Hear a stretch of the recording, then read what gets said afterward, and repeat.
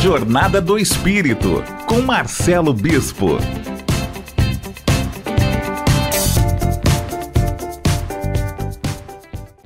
Fala galera do bem, fala galera do bem. Sim, essa é a Jornada do Espírito, porque você centelha divina, você pedaço de Deus e eu emocionado, nós somos um espírito em jornada e hoje eu tô aqui rindo, feliz. Hoje eu tenho uma convidada aqui, mas antes eu preciso agradecer. Você da TV Mundo Maior, você da Rede Boa Nova de Rádio, você do YouTube, você do aplicativo e você que estava aqui correndo na rede social, no Facebook, aqui acontecendo alguma coisa, caiu aqui.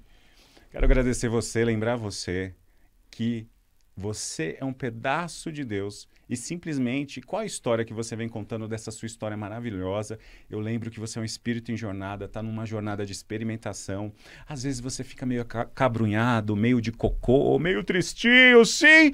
E é o momento de virar. Virar o quê? Virar sua ação, virar seu pensamento, virar sua fala, virar seu comportamento para se transformar.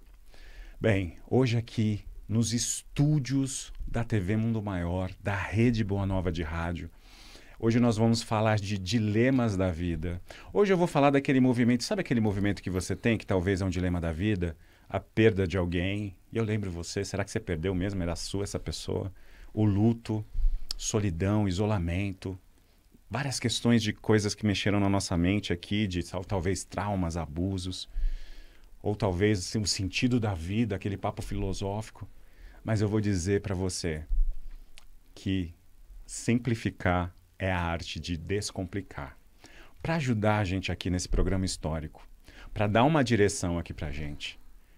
Hoje eu convidei uma pessoa especial que eu tenho falado aqui muitas vezes no programa. Muitas vezes eu falo o nome dela. Muitas vezes eu falo que é o livro que eu estou lendo. E é o livro que eu estou lendo há muitos anos. E às vezes eu tropeço em muitas lições, porque ela vem trazendo um conteúdo muito forte. E você anote o nome dessa mulher aí que você vai ouvir falar muito dela. Hoje nós vamos lançar também oficialmente. Ela é escritora. Lançar aqui oficialmente para o Brasil inteiro o livro, que eu já vou pegar aqui, ó. Já está aqui no pique. Ecos de um Passado. Ela é escritora. Ela é terapeuta holística, palestrante, mãe, filha de Deus, mentora e mais do que isso. Ela vem aqui simplificar a complicação que muitos mestres deixaram aqui. Uma salva de palmas para ela, Margot Procídio! Seja bem-vinda, chefa. Boa tarde a todos. Eu estendo os meus agradecimentos à Rádio Boa Nova, ao programa, esse carinho todo e às pessoas que vão nos ouvir e que vocês repassem tudo que vocês escutarem aqui, porque conhecimento tem que ser compartilhado. Tudo aquilo que serve para você e que te cura de alguma forma pode ser a cura de uma outra pessoa. Então, tudo que você escutar aqui, se servir de cura para o seu coração, por favor, estenda isso a outras pessoas. É com muito amor e gratidão que eu estou na presença desse ilustríssimo rapaz aqui, ó. Ai, chefa, a honra é toda nossa. E vou falar para você, você procura aí a Margot no Instagram, no Facebook, também está no TikTok, está aqui no teleprompter também, está aqui embaixo quando você for ver aqui. Lá no Instagram, @Margot Procídio. Margote, com tem Margote Procídio. Tá aí quando mostra. Bem, vou falar aqui um pouco do livro, ó, já tem aí imagens do livro. Margot, eu sei que tem vários livros aí para virem à tona. Você já tem os outros livros digitais que você escreveu, acompanho já a sua jornada e trajetória já há algum tempo. Fora as publicações que você faz diariamente lá no Instagram, diariamente os vídeos, as lives, as várias movimentações. Mas eu gostaria que você falasse um pouco desse livro que nós estamos lendo. Eu estou mais ouvindo, a Ana fazendo aí várias ajudas nesse momento. Ecos de um Passado, um livro. A gente pode falar que esse livro foi psicografado ou ele foi canalizado, Margot? Nem uma coisa nem outra. Ele não foi psicografado porque quando você psicografa, o espírito toma teu corpo e ele escreve o livro.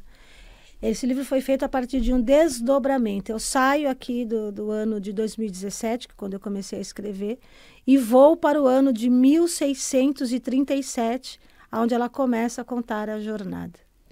E aí eu vou para esse lugar e volto para 2017. Vou para esse lugar e eu tenho que ficar numa constante. E aí, quando eu começo a escrever esse livro, eu sou interrompida na minha casa pelos meus filhos, começa a ficar muito difícil, porque eu estou num processo de desdobramento espiritual. Aí eu pensei, eu preciso que alguém transcreva esse livro. Aí foi quando eu me juntei com a Ana Valéria, que ela está A coprodução na aí coprodução, também. a transcrito. Aí eu vou para os anos que vão se seguindo e eu vou trazendo, vou narrando a história em tempo real, o diálogo, o que está acontecendo, e ela só transcrevendo. Mas é uma coisa tão dinâmica que ela ficou com dores nos dedos. Tinha uma hora que ela falava, eu não aguento mais digitar e eu não aguento mais desdobrar, preciso voltar para o século XVII. Aí eu tenho, não, para o século 2017, século XXI. Eu tenho que voltar para cá, porque eu já estava cansada de estar 200 anos lá atrás, né? Esse livro, ele aconteceu em 2017, que vocês Não, escreveram? 2017, nós começamos a escrever em 2017 2017. e esse processo inteiro não durou um mês. Sim. Não durou, foi muito, era muito dinâmico. Pegando todas as horas, os finais de semana que nós nos juntamos para escrever, durante o processo todo, que um mês, não deu nem 72 horas, juntando tudo. E é uma história que é pique Netflix. Por quê? Porque você fica querendo saber o que vai acontecer na próxima página, as coisas que aconteceram em Toscana. Não posso ficar dando spoiler aqui, chefe, você me freia aí. Mas, chefa, rola uma conexão de você querer saber o desdobramento de cada... Assim, eu tenho uma questão que eu tenho desafios com nomes. E aí é muita gente, mas cada um está se assentando, cada papel, cada pessoa. E ali a gente vai vendo, até a gente falando um pouco dos dilemas da vida, dilemas um pouco até mais profundos, de inseguranças, de ego, mas é uma história muito bonita que está se passando, pelo menos assim, no capítulo que a gente está lendo, está em Toscana, tem histórias de casamentos, tem histórias de casamentos arranjados. Que era comum, né, na época. Era um contrato, hoje é um contrato, né, mas era um contrato na época. Uma coisa que fica muito clara nesse livro era a falta de liberdade feminina. Como as mulheres eram vendidas na mão das famílias, elas não tinham escolhas, amor não era um direito, você não tinha direito de amar ninguém, porque você ia se casar com quem a sua família escolhesse. E numa realidade onde homens pudessem fazer o que queriam, ou seja, você vai se casar com essa aqui, você pode ter amante não sei dos quê, vai amar quem você ama, vai ter esse amante. As agressões, tudo, né? Mas a tua esposa, a sua família é essa aqui. E a mulher não tinha essa liberdade. Voz. Não, você vai casar e acabou. Se você for pega na sociedade fazendo alguma coisa, você tá ferrada. E aí mostra muito da fragilidade feminina e as escolhas a partir dessa fragilidade. E esse espírito que é a Lívia, que trouxe essa história, é interessante que ela começa a contar a história lá na França, em Nice, em 1600 e alguma coisa. E aí ela uma história muito forte, por sinal. Ela interrompe a história e fala, não, eu não quero contar a história, eu quero contar a história da minha redenção. E não a história da minha regressão, onde ela regride moralmente como ser humano. E aí esse livro vai acabar se desdobrando em algum momento para essa história de 1600, onde ela se degrada como um ser humano e acaba trazendo algumas coisas que acontecem nesse livro aqui. Vai se desdobrar para a história da onde ela se encontra hoje, porque ela é um espírito que evoluiu. Hoje ela nem volta mais para a Terra, se ela voltar é só no sentido de avatar de ajuda. Sim, sim. Ela não volta mais. E as histórias dos personagens, que boa parte dos personagens nós já encontramos aqui, agora no século XXI. Já vou entrar nesse tema, sim. Você fala muito pra gente que nós estamos numa realidade de reencontros. Sim. E... Enfim, Margot, você poderia falar um pouco disso? Porque eu vou levantar um gancho. Porque às vezes tem pessoas que vão passar pela sua vida, elas passam rapidamente.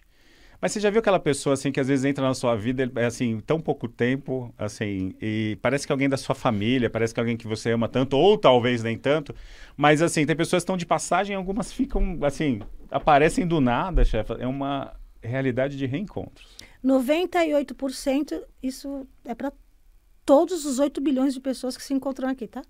98% dos encontros que você tem aqui são reencontros. 2% você vai encontrar por acaso, sei lá, pode ser a caixa do mercado, a moça da farmácia que está te atendendo, é um encontro, né? Você esbarrou em alguém, você encontrou com alguém. Mas 98% são pessoas que, de alguma forma, já fizeram parte da tua história. E algumas, como algoz, né? E outras como mestres, ou como alguém que te elucidava, como amigo. Então, terão pessoas que você vai querer esganar quando vê, vai ter a lembrança do algoz, e algumas pessoas que vai despertar em você uma coisa boa, uma coisa interessante, mas é importante, posso grifar aqui, que o ser humano entenda isso, faz parte muito da evolução dele, que absolutamente todas as pessoas que você encontra aqui são os seus devidos instrutores. Não existe ninguém que você encontrar na sua vida que de alguma forma não é o seu instrutor. Aquele que desperta o seu melhor é bom porque esse seu melhor acaba curando as suas dores e as suas sombras, mas aquele que desperta o seu pior também é seu instrutor, porque às vezes o seu pior está tão camuflado, você não quer olhar para aquilo e vem alguém e desperta aquilo em você. Que ótimo, ele é seu instrutor. Você precisa curar esse seu pior. E você só vai curar a partir do momento que você despertar ele. Tem uma coisa que eu quero dividir com você, pedaço de Deus. Eu não sei nem se eu podia estar falando isso, mas eu vou falar e vou assumir. Vai assumir o B.O. O B.O. Tem uma falácia que nós aqui já falamos, já foram ditas em igrejas ou em centros espíritas, que a humanidade não está preparada para ouvir o que tem que ouvir. Naquela época, Jesus falou que o povo estava preparado para ouvir, enfim, tinham outras verdades. Kardec falou muitas coisas que, enfim, são grandes verdades para a época, que ele mesmo fala que o espiritismo tem uma evolução, enfim. Só que às vezes você ouve essas coisas e parece que é tranquilo ou não, mas você colocou sua vida no automático. E às vezes você está preso à juventude da Terra ou à infância da Terra com suas dores, achando que isso é para o outro, achando que é só você que sente dor, ou no fundo, naquele diálogo interno, você está fazendo as coisas, entregando uma marmita, dando aquela palestra, só que dentro de você ainda você sente coisas que não fazem mais sentido, dores do passado. Quando eu falo disso, que é o que a Margot falou mesmo, ela vai falar melhor, da infância da Terra e a juventude da Terra ainda, você meio adolescente, com o ego explodindo, eu estou convidando você para entrar numa casa do movimento adulto. Hoje a Terra está no movimento adulto, onde você pode ouvir várias outras coisas e evoluir. Quando a gente fala desse movimento de tirar do automático as coisas que você vem aprendendo, colocar agora na lucidez, da partir de agora, as verdades que você vai ouvir aqui, e eu torço muito para que essas verdades te incomodem. Margot, quando a gente fala desse movimento, onde não tem mocinho e nem bandido, quando ela falou desses encontros, às vezes você está na infância ou juventude da Terra reclamando das coisas que fizeram para você no seu passado.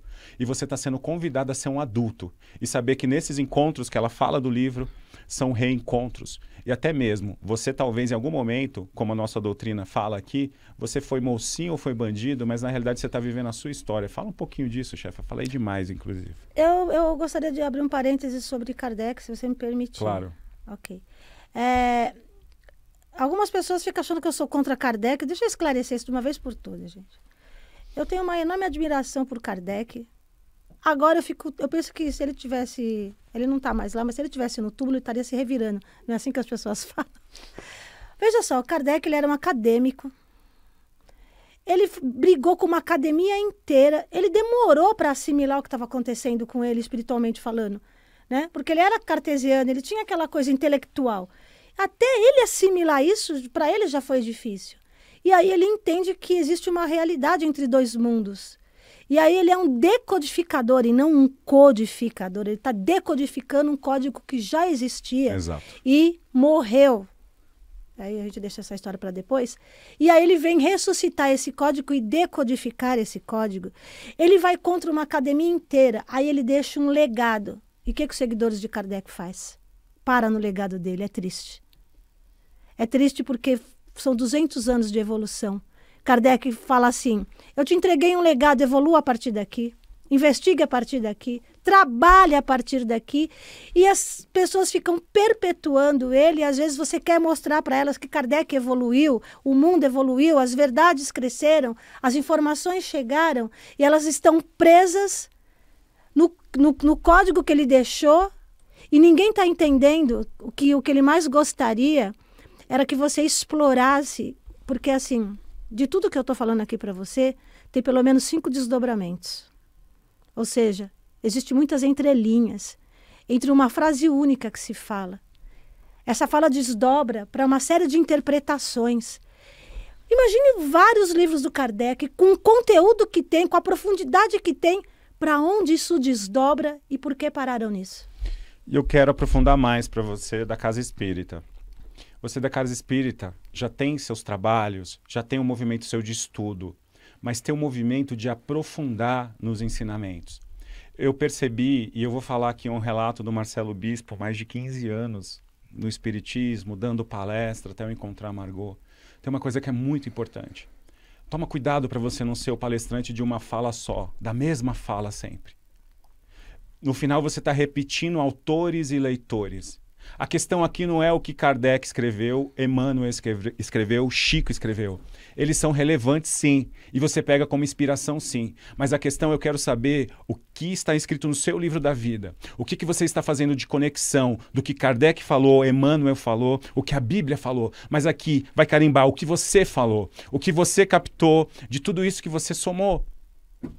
Talvez agora aqui seja esse momento de você se libertar dessas coisas e começar a carimbar aqui a sua fala de um formato de evolução e de conexão maior espiritual, né, Margot? Eu posso dar um exemplo? Eu tenho um vídeo, um corte de uma aula que eu dou no TikTok, onde eu falo que a Terra tem 74 bilhões de espíritos. E aí vem um senhor lá, que claramente ele é de Kardec, ele fala, eu dou conta de 30 bilhões, que foi um livro que Emmanuel escreveu. Se eu não me engano, foi em 1960. Nós estamos falando de quanto tempo? 60 anos. A Terra, de encarnados até então, eram 2 bilhões. Quando chegou em 2020, já era 5 bilhões. Nós somos 8 bilhões de encarnados, o que faz você pensar que se aqui, de quando ele escreveu o livro, tá? De 2 bilhões nós chegamos a 8 bilhões, por que lá, do outro lado, as coisas não evoluíram? Por que você acha que parou em 30 bilhões? Não chegaram novas almas? As mônadas não evoluíram? Quem conhece o espiritismo não sabe que as mônadas coletivas evoluem para a mônada individual? Como que para em 30 bilhões de espíritos? Porque há 60 anos atrás Emmanuel escreveu isso. Gente, 60 anos, tá? 74 bilhões de espíritos. Talvez aqui seja o momento de provocar você, pedaço de Deus. Provocar você aí no Centro Espírita, você que faz todos os trabalhos, mas provocar você na igreja evangélica também, nos lugares que você está, para você começar a carimbar as coisas que você acredita. Não é por acaso que você é um ser humano cheio de tecnologias, que você tem os seus centros de força, seus chakras, que você faz conexão com o plano espiritual. Você tem portais dentro de você.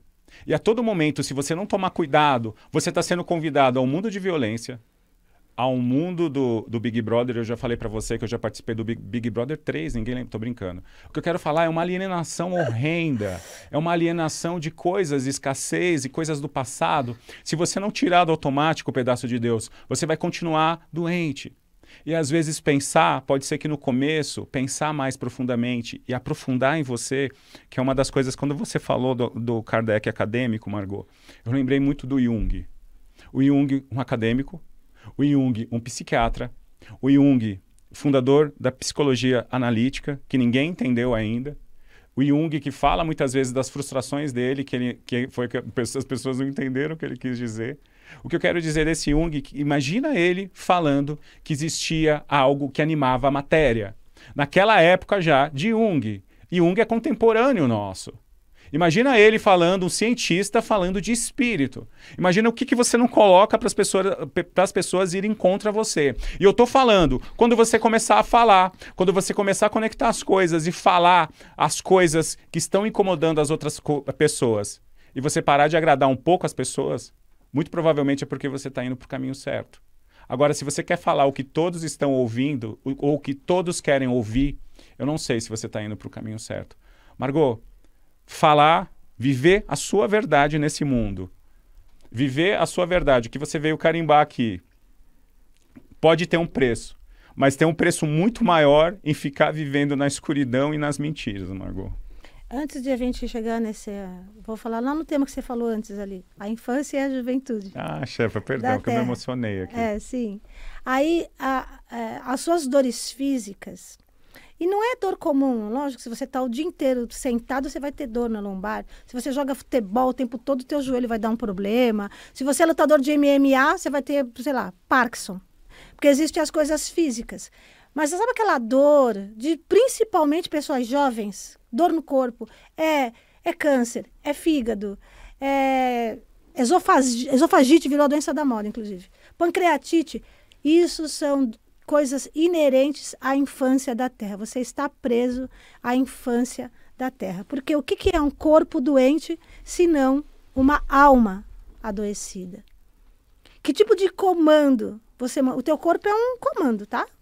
O seu cérebro é um computador biológico, ele recebe comandos e ele vai mandando para o teu corpo. Só que ele recebe comandos da sua alma. Então, se a sua alma está doente, ela está doente porque ela é infantil. Ela está doente porque ela não quer compreender as coisas. Então, você está na infância da Terra. As dores morais, aquele flagelo da culpa, que você fica se chicoteando, né? Ai, que saco, eu estou me sentindo culpado, irresponsável. As dores morais são referentes à adolescência da Terra. Não é nem a juventude. É a adolescência. Você é adolescente ainda. Você ainda fica se culpando ou sentindo apelos morais. Só que assim, isso é um caô que você fala, porque dentro do processo de arrependimento e onde você define que aquilo que você fez não foi sábio ou não foi legal, você transmuta e muda. Você fica se flagelando e fazendo a mesma coisa. Ou seja, você acha que você vai ter alguma redenção em algum momento e essa redenção não vai acontecer porque o mundo espiritual é inteligente e matemático. Você vai colher o exato fruto que você plantou. Então, essas dores morais te mantêm adolescente. Na juventude da Terra, você percebe isso, você já está jovem. Aí você começa a traçar um plano de mudança dentro de você. Você só alcança a maturidade quando você está na portinha da 5ª dimensão e você entende que você é, não 100, mas 300% responsável por absolutamente tudo o que acontece ao seu redor. Você trouxe por ressonância, você fez escolhas que te levaram a decisões e aquilo reverbera na sua vida. Quando você acreditar e aceitar isso, e aceitar que todas as pessoas são os seus instrutores, você chegou na maturidade da Terra. E o seu corpo físico só vai sofrer o que o carbono sofre mesmo. Com o passar dos anos, ele vai sofrer, e aí ele vai sofrer avarias. É isso que o seu corpo físico vai sofrer. Esse convite para você chegar na fase adulta da Terra, em você ser adulto. E você ser adulto é um processo que ele tem os primeiros passos de acolhimento, de entendimento. Então, quando eu falo para você que muitas vezes quando você começar dos centros de forças que você tem, os seus chakras, quando você começa a perceber a sua tecnologia e quando você começa a falar coisas, porque o adulto ele assume responsabilidades e não fica omitindo coisas, principalmente omitindo de si mesmo. Então, como que é um convite, Margot, para falando de fase adulta da Terra, nesse paralelo, né? Porque a gente não está aqui por um acaso. Fase adulta da Terra, e a gente convidar o ser humano a evoluir, a se emancipar também, Margot. Olha só, a gente já conversou sobre isso e o ser humano tem o hábito de perpetuar mestres do passado. E tá ótimo, tá? Porque eles foram excelentes. Quando a gente fala de Trimegistro, né, de Vedas, os Vedas deram toda a iniciação aqui, os celtas. Tá ótimo a gente pegar o que eles têm de conhecimento ainda. Mas os mestres do futuro se apresentam, e Jung pode ter sido um deles, e as pessoas simplesmente não querem, elas querem ficar lá com os códigos de Kardec, sem evoluir Kardec. Você não chega na maturidade, se você não aceitar que as informações estão chegando. São novas informações. Não existe ninguém não preparado, como ele falou. As pessoas não estão preparadas, cada um tem o seu tempo. Não, o seu tempo tem o tempo que você quiser e que você decidir que já é tempo. E às vezes você não quer ter esse tempo. Aí tem aquela frase de muitos serão chamados, poucos serão escolhidos. Não, muitos serão chamados. Poucos estarão disponíveis. Você não está disponível para aprender. Não é que você não está preparado. Num planeta com 27 mil anos de história, e onde tudo aqui é reencontro, você vai dizer para mim que você é jovem o bastante e que você não está preparado? Depois de Jesus vir e quebrar o véu há 2000 anos atrás, você está totalmente preparado para as verdades que chegam. Você não está disponível porque você está na infantilidade da terra. Ou você está na adolescência da terra. Você não quer vir para esse lugar de maturidade. A gente costuma falar que vai chegar o tempo da formação. A terra vai deixar de ser uma escola de ensino fundamental e ensino médio e ela vai ser uma escola, uma universidade. Como que você me explica aqui, trazendo para a carne? Como que você vai para a universidade sem o diploma do ensino médio? Não tem como. E aí você vai ver as pessoas entrando na universidade e você vai estar de fora, porque você não se formou no ensino médio ainda. E você não tem o que fazer. Não tem o que fazer. Não é um complô contra você. Você não quis avançar no tabuleiro. Você não quis avançar na vida. Você quis ficar ou no ensino fundamental, né? Ou no ensino médio. Você não vai pegar o seu canudo na universidade. Você não vai para a quinta dimensão. Vou provocar você mais um pouco, Centelha Divina. Fazer as coisas que você vem fazendo, elas geram um suposto conforto. Porque você acha que o final vai ser sempre o mesmo. Aquela palestra do mesmo jeito, aquela oração do mesmo jeito, aquela forma de tratar as pessoas do mesmo jeito, aquela forma de você se tratar do mesmo jeito. Quando você vai para um caminho novo, vai caminhar com você uma coisa chamada insegurança muitas vezes, porque ela é inerente a uma nova jornada. Só que quando você começa a se aprofundar em você, quando a gente fala dos dilemas, para você que está chegando agora no programa, a gente está falando dos dilemas da vida, fazendo o lançamento do livro Ecos de um Passado, Margot Procídio. E Ana Valéria Castro, nome forte, porreta. A gente está falando disso. E aqui a gente está falando desse movimento de você aprofundar em você. Então a Margot, ela é minha mentora aqui também. Então, tem um momento que eu venho achando que eu sou o terceiro Dan. O terceiro Dan na arte marcial é um grau elevado, né? Eu sou o terceiro Dan em espiritismo, sei de tudo. Dou palestras maravilhosas, as pessoas choram com as minhas palestras. Eu achando que eu era tudo ali, no final, além de muito ego e juventude da terra, ou talvez infância, eu me deparo com algumas coisas que me trazem muita insegurança.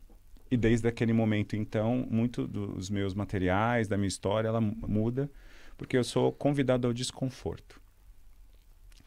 E aprofundar em você, talvez, para esses dilemas da vida, algumas coisas que a Margot falou, que talvez agora um movimento adulto é você viver a sua verdade, ou tomar as decisões.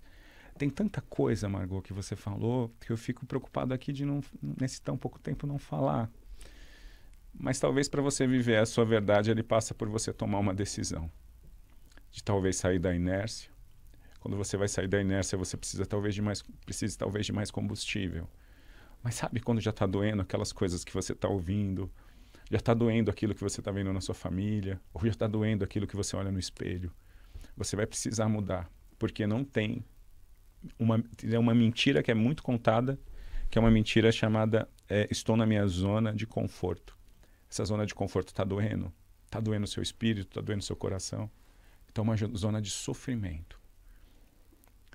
Margot, fala mais um pouquinho desse movimento de ser adulto, tomar decisões, viver a sua verdade, parar de mentir para si mesmo. A gente trouxe como tema aqui o dilema, né? Primeiro vamos entender que o dilema tem uma conotação assim, ó. Se ficar o bicho... Se correr o bicho pega, se ficar o bicho come. Eu tô entre a cruz e a caldeirinha. Esse é o dilema. E a vida vai te apresentar em algum momento mais de um dilema. Porque ela quer jogar você nesse lugar desconfortável. Ou eu corro pro bicho pegar, ou eu fico pro bicho catar, enfim. Ela vai te colocar naquele dilema.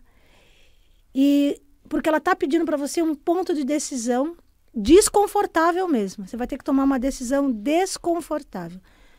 Primeiro, eu gostaria de te dar uma dica. Quando você tem que tomar uma decisão e ambas são desconfortáveis, aprenda a fazer o cálculo de ônus e bônus. E não se iluda achando que boas notícias não têm ônus e que más notícias não têm bônus. Ambas têm ônus e bônus. Então você pega o que quer que esteja acontecendo, calcule o bônus e o ônus da escolha de um lado e o ônus e o bônus da escolha do outro lado. Livre-se dessa coisa de certo e errado. Para a espiritualidade não existe certo e errado. Certo e errado é para a prova de português, tá? E de matemática. Respondeu a questão errada? Errado. Fez a equação errada? Errada. Na vida existe causa e efeito. O dia que o ser humano passar a ver as ações dele como causa e efeito, ele está começando a entrar na idade adulta. Ele não está naquela de eu fiz certo, eu fiz errado. Ele vai calcular o efeito da causa. Ele vai ter risco calculado, ônus e bônus. Eu tenho certeza que a partir daí as suas decisões passarão a ser mais adultas, porque você não vai nem poder reclamar do resultado, porque você calculou ônus e bônus. Viver da sua verdade. Viver da sua verdade é viver de tudo aquilo que te representa. Você não pode curar uma deficiência em você se você não admitir que ela exista. Enquanto você não admitir que você é egocêntrico, que você é prepotente, que você é arrogante, e eu não vou nem falar das boas, porque as boas não precisam ser curadas, né? São as ruins. Eu não vou nem falar das boas qualidades. São as qualidades, são os defeitos, perdão. São os defeitos que têm que ser curados. Enquanto você não admite isso, me fala, como se cura? Isso é viver a sua verdade. Admitir quem é você na totalidade, com tudo de bom e de ruim que te cabe. E a partir dali, pegar esse seu lado bom, ver o que ele consegue em desdobramento, como eu disse, tudo tem um desdobramento. O que você desdobra desse lado bom para curar a sua deficiência. Isso é o comecinho, tá? Não é tudo, é o comecinho de viver da sua verdade. Hoje a gente estava batendo um papo mesmo pelo WhatsApp. Você falou assim, uma coisa que eu achei profunda, que é todo dilema surge a partir de uma incerteza. E quantas incertezas a gente acaba tendo, e quantas vezes nessa incerteza você coloca a sua vida embaixo do tapete? E quantas vezes, quando a gente fala da maturidade da Terra, você viveu a vida de alguém e não viveu a sua? Um dos segredos revelados aqui é se você está vivendo a vida do outro, é por isso que a sua vida não está dando certo. Por isso que as coisas estão mais difíceis, mais pesadas, você está triste porque você não está olhando para você. Talvez um desses dilemas, dessas incertezas de fazer coisa para A ou para B, é você no centro, né, Margot, desse tabuleiro da vida, para você movimentar as peças. Você no centro. Eu tenho uma coisa para falar sobre incerteza. A única certeza que você tem é de que a vida é incerta. Qualquer pessoa pautada por certezas é tola. As incertezas é que te vai empurrando para frente. Você, se tiver muitas certezas ao seu redor, você para de aprender. Porque você já tem certeza, para que você vai aprender? É a desconfiança, o questionamento, a incerteza que faz você dar um passo adiante para ver o que tem por trás dessa incerteza. Então, ela é necessária para a sua caminhada e para a sua evolução. Eu vou até repetir, coloque isso na sua cabeça. A única certeza da vida é que ela é incerta. Nosso desafio, quando nós lançamos cursos, palestras, as mentorias, as pessoas que vêm com um copo muito cheio, o que é um copo muito cheio? Com muitas verdades, que não querem esvaziar um pouco o copo. Tem verdades ali, mas tem coisas que servem para você hoje como uma roupa, né? Você mesmo fez essa metáfora uma vez. Uma roupa com 12 anos, quando você tinha 12 anos, ou uma boneca ou um brinquedo, servia para você com 12 anos. Mas hoje serve essa roupa para você, esse brinquedo para você? Então, talvez esvaziar o copo está aberto. E às vezes eu percebo, chefe, que a gente vai falando, a pessoa se fecha, não aceita. E quer essa vestimenta ainda desse copo cheio de verdades antigas. E não se permite para o novo. Sabe, ainda nessa analogia, uma coisa interessante. A vida é de uma grandeza, assim, que eu sempre vou me ajoelhar diante dela. Às vezes essa roupa que você não quer tirar, não te serve mais. Infeliz, a roupa não te serve mais. A vida vai rasgar ela para você. Não se preocupa, não. Você não quer rasgar essa roupa, não? A vida vai te jogar num buraco, gente. E aí é interessante esse buraco, esse poço fundo, né? Quando não tem mais para onde você ir, o que você faz? Olha para cima. Aí você começa a procurar o que tem aqui em cima. Ou seja, a fonte criadora, essa partícula amorosa que é Deus. Você olha para cima, do caos você começa a querer emergir, né? Você cai lá no fundo, é a vida rasgando tua roupa, viu? Sabe aquela roupa que você não quer tirar? A vida vai rasgar. Teve um outro momento, Margot, que foi que você falou uma coisa, era uma canalização. E aí foi um puxão de orelha pra gente. A espiritualidade, ela falava assim, a gente apoia vocês em tudo, a gente está com vocês em tudo. Só não estamos com vocês nas suas mentiras.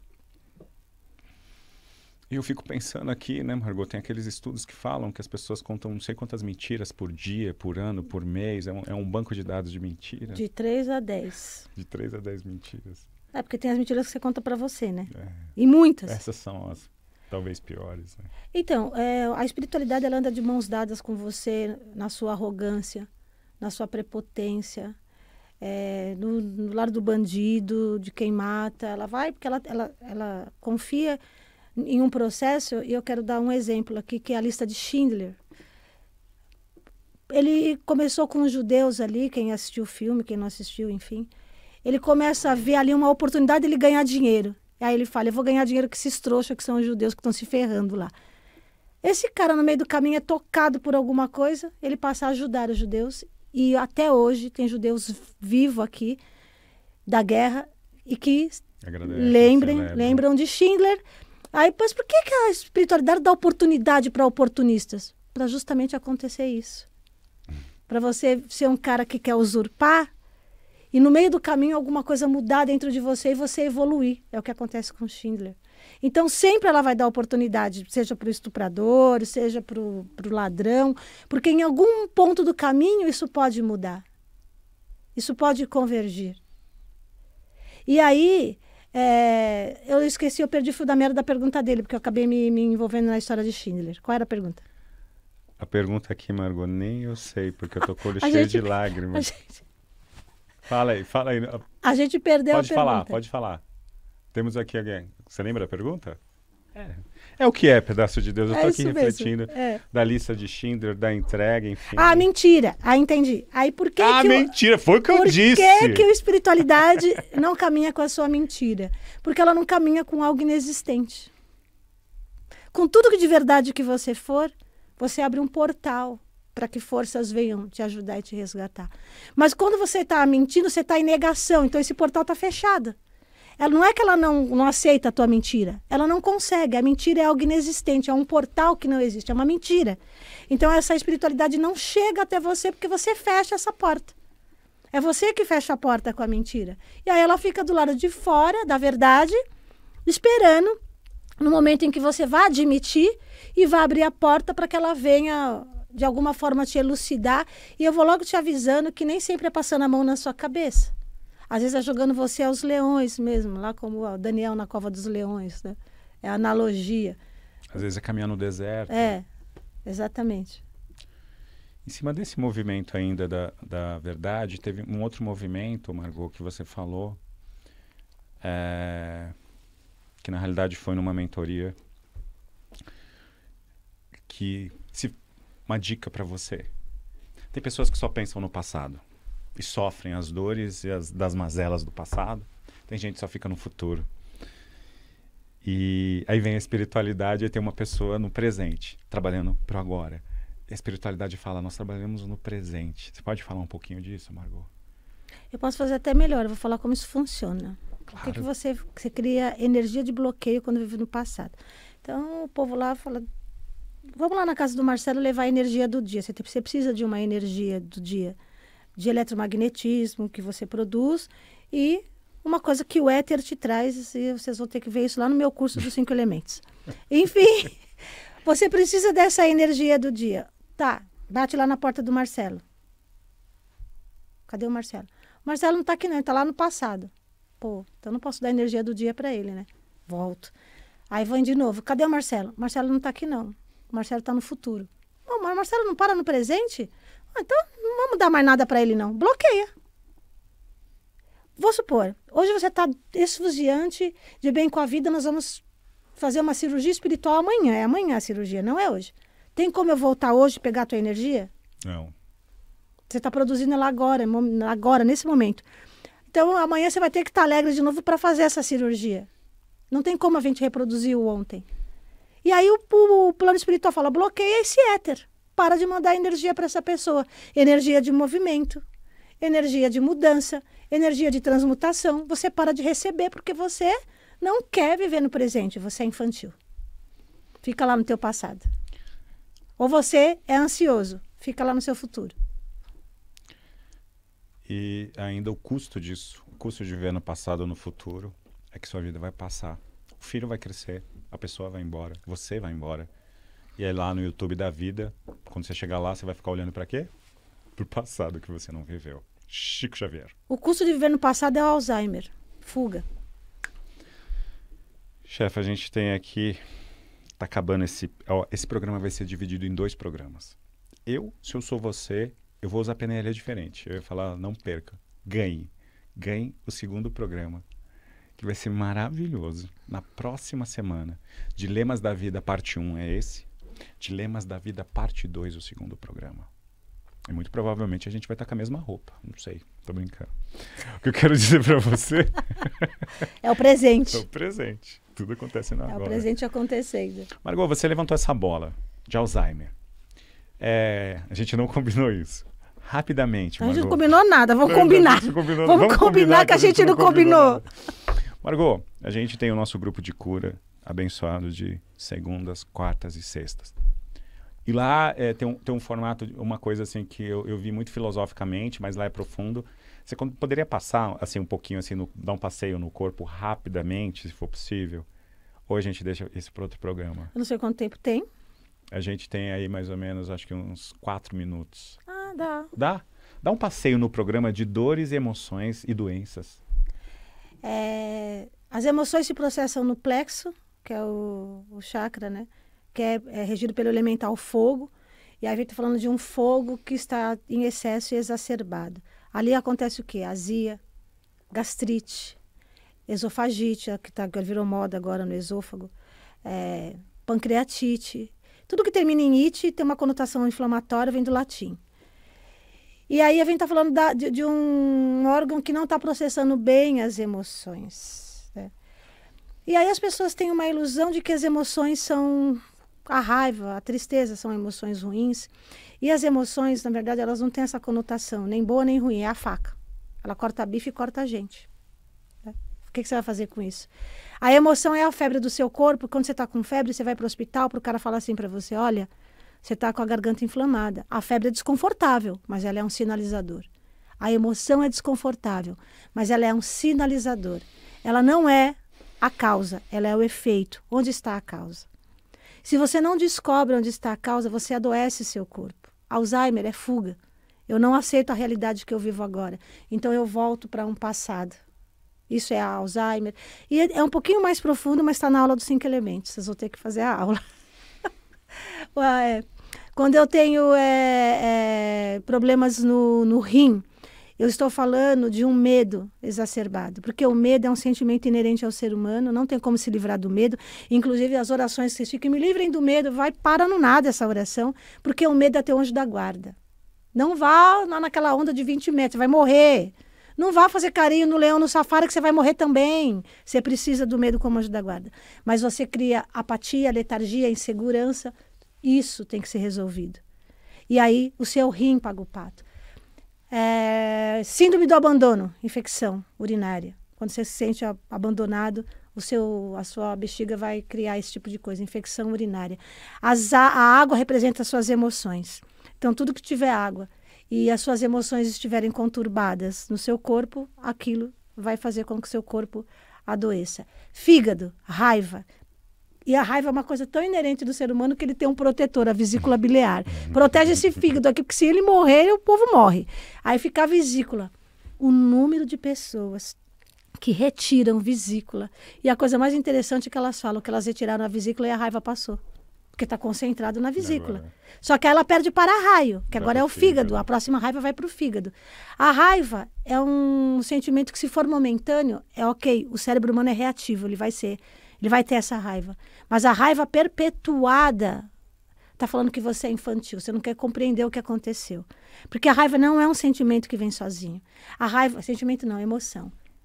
Ela é uma emoção que vem a partir de uma tristeza, de uma frustração, de uma indignação. Ela nunca está sozinha. E aí isso vai para o teu fígado. Apêndice e amígdala são para-raios. Minuto final. Dores no pé, nos pés? Não sabe caminhar, tá confuso com a caminhada e com a jornada. Dores no joelho? Inflexibilidade ou o peso da vida. Dor na cabeça? Aí pode ser muitas coisas. Que normalmente a preocupação que dá AVC depois. Dor na garganta? Eu não estou falando o suficiente ou estou falando demais. Dores nas mãos? As mãos é o grande doador, gente. Eu não sei receber, eu não sei doar. Dores nas costas? As costas pode ser ancestralidade, porque a coluna ali tá o centro de ancestralidade. Pode ser o úmero, onde os espíritos estão te sugando, aquele urso nas costas, né? Depende de onde for a dor. Na lombar, na sacrilia, que é o seu sagrado comprometido, é onde está a Kundalini. Quanta coisa em tão pouco tempo, chefa Margot Procídio. Para essa parte 1, Margot, gostaria de te agradecer a espiritualidade. Obrigado, agradecer a minha vida. Eu também gostaria de agradecer, graças a Deus. Tudo que você já fez por mim. E Centelha Divina, vai ter a parte 2 desse programa. Se eu sou você, eu ganho esse programa. Margot, muito obrigado. Manda um beijo para essa galera. Um beijo no coração de todos. Ai de vocês, se vocês não estiverem lá no outro programa. Nos vemos, Centelha Divina, na linha de chegada e tchau!